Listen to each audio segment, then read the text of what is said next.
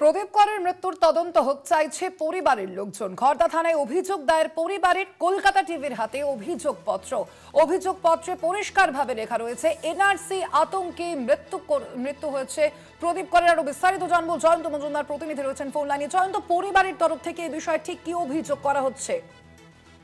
দেখো, একেবারেই পরিবারের তরফ থেকে যেমনটা অভিযোগ দায়ের করা হয়েছে, একেবারে ডেট উল্লেখ করা হয়েছে 28/10/25 এবং যদি তুমি শেষ কয়েকটা লাইন পড়ো সেটা কিন্তু পরিষ্কার হয়ে যাচ্ছে যে এনআরসি নামের আতঙ্কের পরিবেশ তৈরি করাকে কিন্তু দায়ী করা হয়েছে।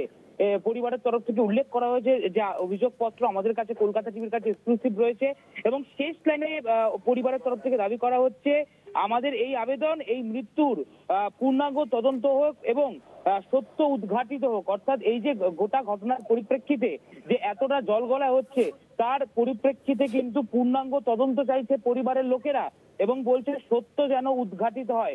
এই গোটা বিষয়ের সত্য কি রয়েছে আড়ালে সেই সত্য যেন সামনে আসে এবং তার পাশাপাশি এসআইয়ের ঘোষণা হবার পর থেকে কিন্তু তিনি আতঙ্কগ্রস্ত ছিলেন।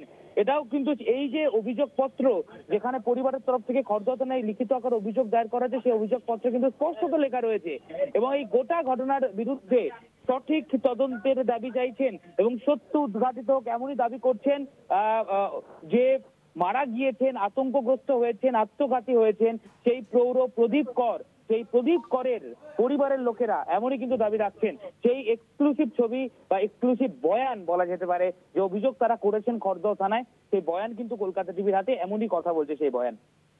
একেবারে আপাতত ধন্যবাদ তোমায়। কথা বলছিলাম, ফোন লাইনে ছিলেন প্রতিনিধি জয়ন্ত মজুমদার।